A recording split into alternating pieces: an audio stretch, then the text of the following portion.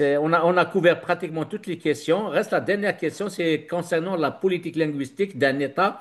Que devrait être cette politique dans un pays multilingue? Et dans vos différentes interventions, j'ai remarqué que vous parlez souvent de l'acquisition des savoirs universels et de la démocratie linguistique. Est-ce que vous pouvez élaborer un peu plus? Voilà, alors j'ai commencé à m'intéresser à ça.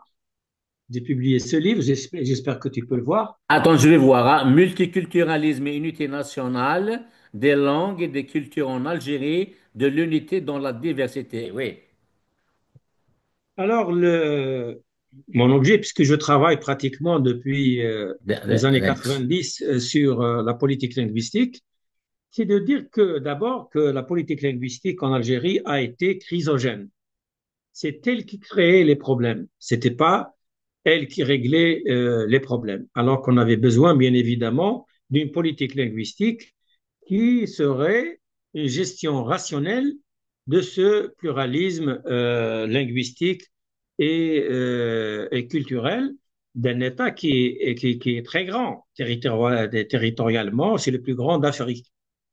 S'il est, comment veux-tu que celui qui est à Élysée ait exactement la même culture, les mêmes dispositions d'esprit, le même mode de vie que celui qui vit au nord à Alger, ou à Tizi Ouzou, ou même à Ardaya, ou dans les Aurès, ou chez les Bnisnous. C'est inconcevable. Donc, on est obligé de tenir compte non seulement de la différenciation linguistique, c'est-à-dire que les variétés sont différentes, mais les variétés n'existent pas toutes seules. Elles expriment une culture. La culture saharienne, pour faire de manière schématique, c'est une anthropologie un peu approximative que je fais là, mais là, elle est bien décrite. Dans ce livre, elle est bien décrite. Donc, la culture saharienne, le mode de vie, l'être humain, il s'adapte à son milieu. En s'adaptant, il adapte sa langue. Donc, sa langue est le véhicule de sa culture. Donc, il est normal qu'un pays qui est très grand, il y a une variation, ça s'appelle la dialectalisation, une variation assez importante de l'expression linguistique, mais en même temps de la variation culturelle. C'est-à-dire pour introduire tout ça dans un même État intégré, et on ne peut pas travailler avec la méthode du jacobinisme français, qu'on a mal copié d'ailleurs. On a pris le côté centralisation excessive et le côté autoritaire du jacobinisme, mais on n'a pas pris le côté, par exemple, modernisation de l'État. Ça, on l'a oublié. On a pris que ce qui est vous avez une seule langue, un seul pays, une seule religion, un seul Dieu, une seule tête, un seul costume. C'est juste pour exagérer un peu. Donc, ce modèle d'État qui n'a pas été réfléchi à partir de la situation algérienne, de la réalité politique et culturelle de l'Algérie, et linguistique bien évidemment, il a été emprunté comme un schéma d'État qui est devenu squelettique et qui est devenu chrysogène. Il crée des crises, il ne règle pas des crises. Donc, ce que je propose dans ce livre et dans d'autres travaux que vous pouvez trouver notamment en langue anglaise, je dis très clairement qu'il est urgent de moderniser l'État algérien dans le sens d'une plus grande souplesse par rapport aux questions culturelles et linguistiques. Introduire cette souplesse, c'est reconnaître la réalité, reconnaître les faits et faire avec, et non pas faire sans. Quand tu ignores une chose, ça ne signifie pas qu'elle n'existe plus, elle ne disparaît pas, elle restera là. Le problème reste là, en l'ignorant. Et donc, il faut l'affronter et le régler. Je rappelle que, par exemple, dans les années 2000, en 2001 ou en 2002, l'État algérien lui-même, je parle donc des gestionnaires de l'État algérien, avaient senti cette nécessité et ils avaient mis une commission nationale de la réforme des, des institutions de l'État. C'était la commission Missomsbeh. Et cette commission Missomsbeh a rendu un rapport dans lequel elle demandait l'assouplissement de la rigidité administrative et de la gestion de l'État algérien. C'est-à-dire donner beaucoup plus de prérogatives aux régions, dans ce sens où la région non seulement a son propre programme de développement, qui bien sûr, il y a les rapports avec l'État central, ça c'est très clair. Elle a son truc. Mais elle a la responsabilité de sa réussite ou de son échec. Donc, ça n'est pas toujours remis, quelqu'un n'arrive pas à construire des maisons correctement dans une région particulière, il remet ça sur l'État central. C'est pas normal. Donc, il est nécessaire qu'on donne plus de pouvoir aux régions et qu'on permette l'expression non seulement politique, mais l'expression culturelle et linguistique de ces régions. Donc, il est nécessaire d'assouplir avec de manière rationnelle, de manière concertée, d'assouplir certaines règles de fonctionnement de l'État algérien qui est aujourd'hui absolument rigide et qui est chrysogène. C'est-à-dire c'est lui qui produit des crises. Ce qui se passe dans le fin fond du Sahara, ce n'est pas à Alger qu'on sait très bien ce qui se passe. C'est vrai qu'il y a une remontée d'informations, l'État il a ça, mais c'est mieux que la question soit gérée au niveau local. Donc, ma proposition est d'aller dans ce sens de l'assouplissement, tout en gardant l'État national, l'État intégré, mais c'est un État qui reconnaît une diversité et qui gère en tenant compte des spécificités régionales. Voilà mon idée.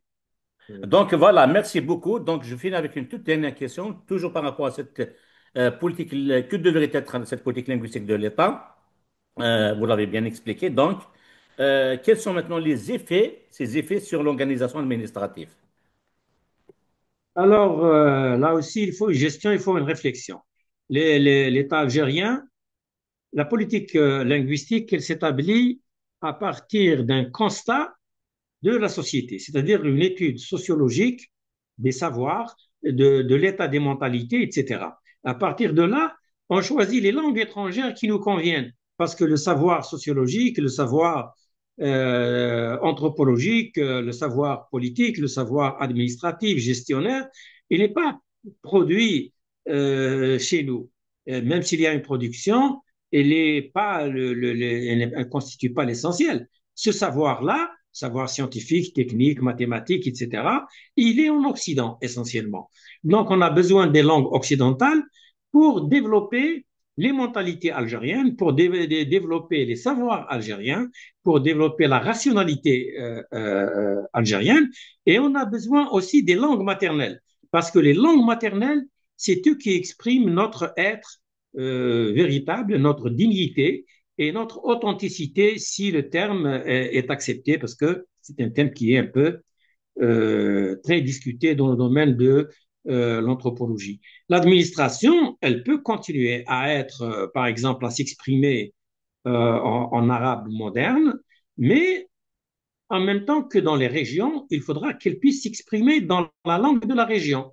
C'est-à-dire, dans l'article 4 de la constitution actuelle de l'Algérie, on dit que Tamazirt est langue officielle dans ses différentes variétés en usage sur le territoire national.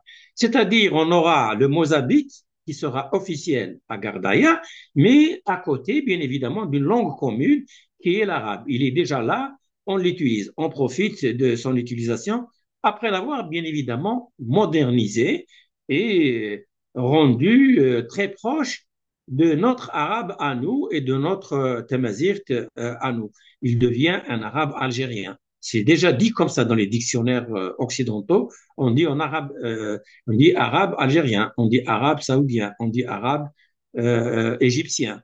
Donc, on fait varier. Donc, une politique linguistique, c'est une manière de gérer à l'échelle nationale par un ensemble de décisions légales, de réglementation et un ensemble de travaux scientifiques coordonnés de manière à prendre en charge la diversité et en même temps à faire développer le pays davantage parce que nous sommes un pays sous-développé dans tous les points de vue. Voilà un peu qu'est-ce que c'est une politique linguistique. Malheureusement, pour l'instant, la politique linguistique a été tentée dans la loi sur l'orientation de l'école en 2008 et en gros, elle est bonne. Mais en même temps, dans chacun des articles, ils ont introduit une forte dose d'idéologie. On ne peut pas, à chaque fois qu'on parle d'articles sur Tamazir, on ajoute, oui, en référence à l'islam et à l'arabité. Ça n'est pas normal. On parle des langues. Il y a les langues, on en fait le répertoire, comme je viens de le faire. Il y a les langues maternelles, elles sont combien? Les langues du domaine formel, elles sont combien? Les langues qui sont en Algérie, ça s'appelle la société langagière. Les langues, là, qu'est-ce qu'on fait? On a besoin du français, de l'anglais, de l'espagnol, du russe, du chinois pour apporter chez nous les savoirs directement dans leur langue, sans attendre la traduction. Ça prend des siècles. Hein. Jusqu'à aujourd'hui, des ouvrages, tu ne trouveras pas un seul ouvrage en neurolinguistique, par exemple, qui est traduit en langue arabe. Ce n'est pas des traducteurs qui manquent, mais ils ne l'ont pas fait. C'est des feignants. On ne traduit plus. Et ça prend des siècles pour traduire, alors que c'est une science qui évolue tous les jours. En informatique, c'est la même chose. Donc voilà ce que, à mon point de vue, une politique rationnelle d'abord, qui expurge l'idéologie, mais qui en tient compte. Ça ne veut pas dire qu'on l'expurge, mais on n'en tient pas compte. Non, on sait que ça existe, l'idéologie. Elle est dans la société. Mais la politique et l'État, c'est la rationalisation par excellence du politique. C'est ça l'État. L'État, c'est la rationalisation du politique. Ça n'est pas de l'idéologie. Bien sûr, les idéologies, elles existeront quand même. C'est ma vision de la politique linguistique. Disons que c'est la synthèse un peu de tout ce que j'ai fait depuis D'accord. que je suis à l'université et juste avant que je parte à la retraite, parce que même à la retraite, je vais continuer à travailler. Eh bien, donc vraiment, on a couvert beaucoup de questions. Ça, on a tardé à Barzakh, ça fait pratiquement 2 heures maintenant. Juste une dernière question rapide comme ça. Est-ce que vous êtes toujours directeur du Centre national pédagogique et linguistique pour l'enseignement de Tamazirt? Oui, puisque je suis pas à la retraite, j'ai déposé mon dossier le 8 décembre passé.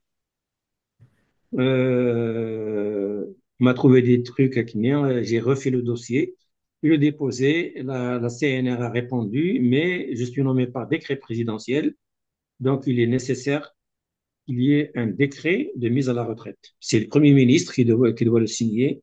Il est sur son bureau depuis peut-être 4 mois. J'attends bien sûr qu'on me signifie ma retraite parce que j'ai un plan éditorial assez important. Je dois travailler, je dois produire, mais je dois avoir une stabilité. Et là, je suis sur mon bureau à la maison, mais j'ai ma bibliothèque qui est derrière, que tu pouvais Oui, voir tout oui. à l'heure. Mhm. Hein? Mais j'ai une bibliothèque aussi dans mon bureau.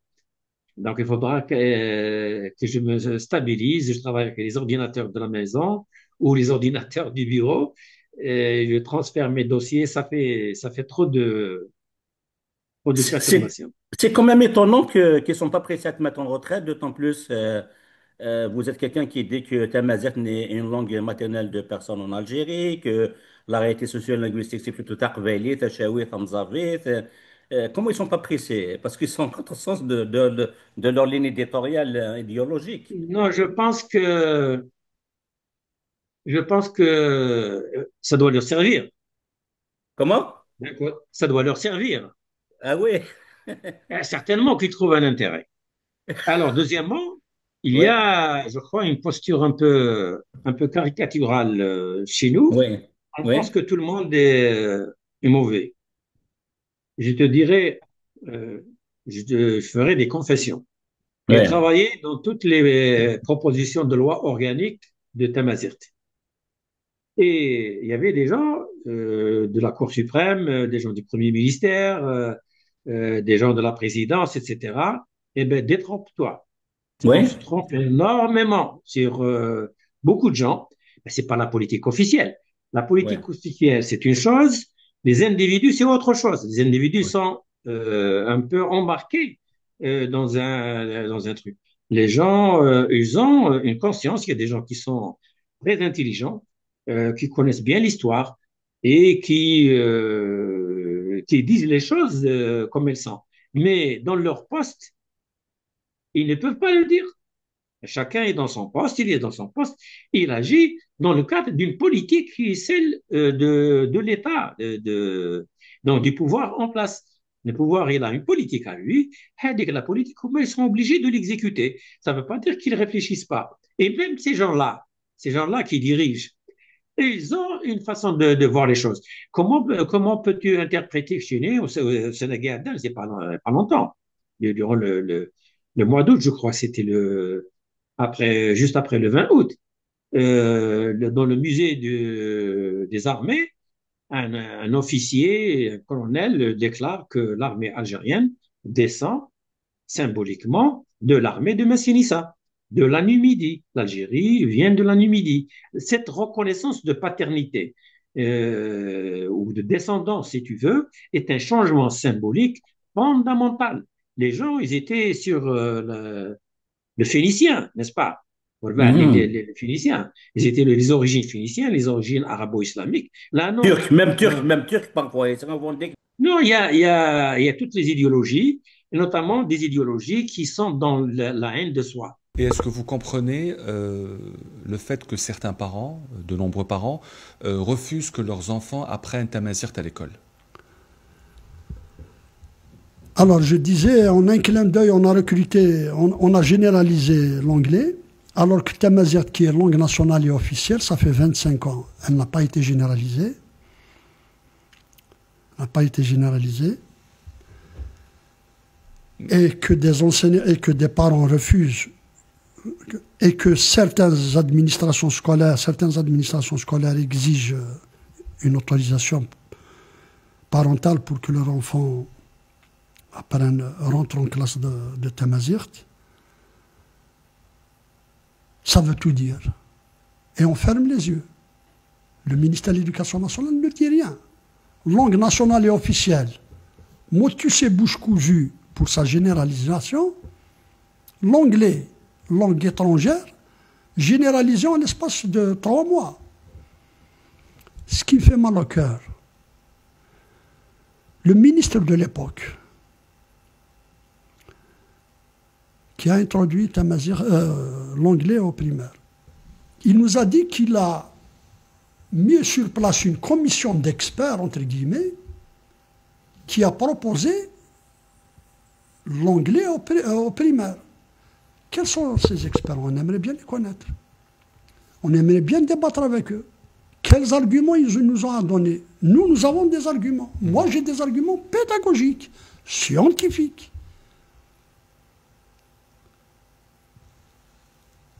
La confusion, ce qu'on appelle le calque grammatical, le calque linguistique, la confusion dans les graphies, la confusion dans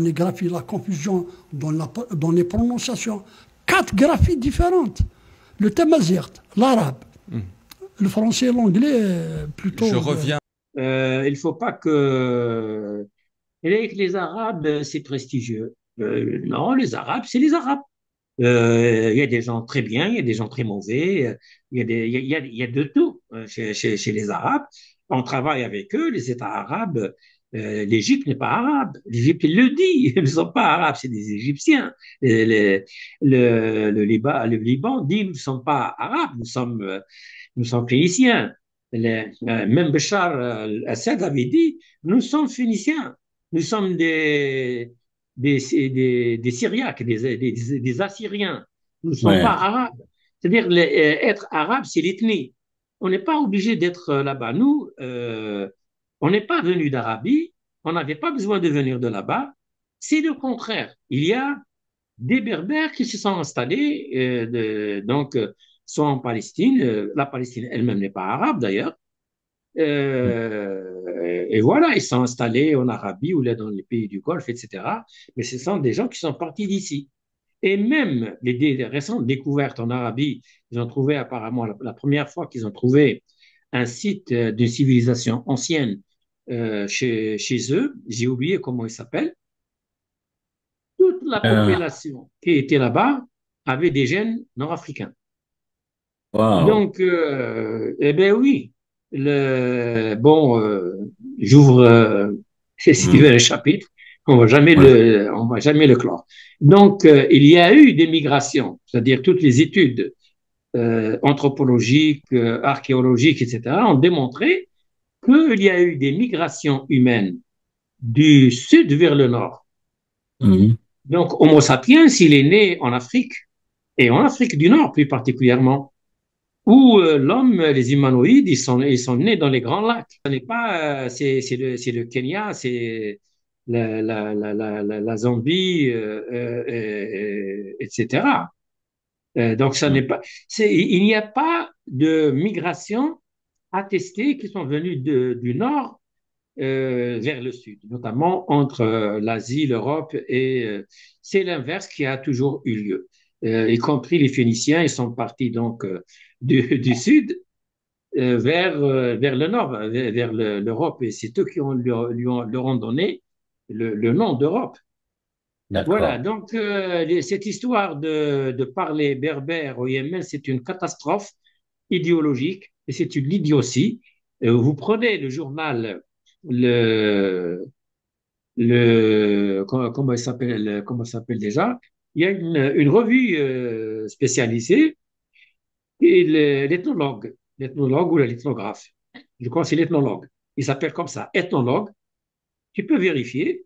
Il n'y a jamais été attesté de population berbérophone au Yémen. J'avais à une certaine époque défié le ministre de la Culture qui me disait non, non, nous sommes venus du Yémen. Et je lui dis non, alors, on n'avait pas besoin de venir de là-bas. Et il n'y a pas, parce que sinon il y aurait des berbères là-bas. Il y en a. Je lui dis, Saha, on fait le voyage, moi et toi. Vous avez de l'argent, mais dans le gouvernement algérien. Et c'est utile d'aller vérifier. Dis-moi où ça se trouve, on va aller ensemble, on va vérifier. Bien sûr, je l'ai défié. Il a dit oui, je te défie, on va y aller. Puis bien sûr, on n'a pas été. Mais Ouais. donc, il y a une revue qui s'appelle l'Ethnologue. Voilà, Euh, donc elle parle des ethnies. ok. Donc, tu as Abdel, encore une dernière question. oui, juste rapide, hein. C'est la dixième dernière question. Vous avez démissionné de l'Académie berbère qui n'a jamais existé après, malgré sa constitutionnalité. Qu'en est-il de l'Académie berbère? Est-ce qu'ils vont la reprendre ou pas? Ben moi, mon souhait, qu'ils la reprennent, mais s'ils la reprennent avec la même loi organique, ça sert à rien. Elle ne pourra rien faire. D'accord. C'est ça qui m'a fait démissionner. J'ai démissionné, j'ai dit, la loi organique à laquelle j'ai participé dans une commission ad hoc, c'est pas celle-là qui est sortie. Celle qui est sortie, on ne peut pas faire avec, même pas un groupe de recherche. Je disais tout à l'heure, pour qu'une académie puisse travailler, c'est un travail énorme. Je ne sais pas si on imagine, moi je suis linguiste et sociolinguiste, je vois l'énormité du travail. Donc on va travailler pendant 50 ans et on va avancer quand même. Mais on va D'accord. travailler 50 ans avec beaucoup d'efforts et des machines. Sinon, on ne va pas avancer. Mais quand vous avez un cadre juridique qui vous empêche de faire votre travail, donc c'est perdu d'avance. C'est pour ça que j'ai démissionné. J'ai démissionné avant qu'ils mettent les noms, qu'ils nomment les personnes. Quand ils ont nommé les personnes, ils ont mis mon nom. Je leur ai dit, vous enlevez mon nom, vous rectifiez votre décret, vous enlevez mon nom, ou je Mhm. fais une démission publique. C'est ce que je fais. Donc, il y a une possibilité, parce que Mhm. je pense qu'il y a quelques indices positifs dans ce sens. Il est très possible que l'Académie soit relancée. Je pense que nous n'avons pas d'autre solution que de mettre en place une académie. Ce n'est pas une institution dont moi j'ai besoin. Moi, j'en ai pas besoin. Moi, je pars à la retraite. Mais c'est une académie dont l'État algérien a besoin et dont, bien évidemment, tous les locuteurs, les citoyens algériens, quelle que soit leur variété de langue maternelle, a besoin parce que nous avons besoin de paix et nous avons besoin que chacun se reconnaisse dans son État comme un citoyen à part entière, reconnu dans sa diversité, dans sa culture locale, dans sa spécificité linguistique et bien évidemment diversité politique. On a besoin de cet état-là. Donc cette académie permettra de débattre de ces questions qui risquent de créer ce que Amin Malouf appelle les identités meurtrières. Elle nous permettra de ramener la discussion à la science. La science, elle traite et elle tranche. Une académie algérienne de Tamazight doit absolument contenir des spécialistes étrangers qui sont, qui sont neutres par rapport à la question idéologique ou par rapport à la question politique. Ils ne sont pas concernés, ils sont concernés par la langue en elle-même. Donc, il y a des choses qui concernent la langue uniquement, et ça, il faut le traiter d'une manière objective et uniquement, strictement, dans le cadre scientifique. Donc, on ne va pas nous inventer des origines yéménites. Les anthropologues et les historiens ont réglé ce problème.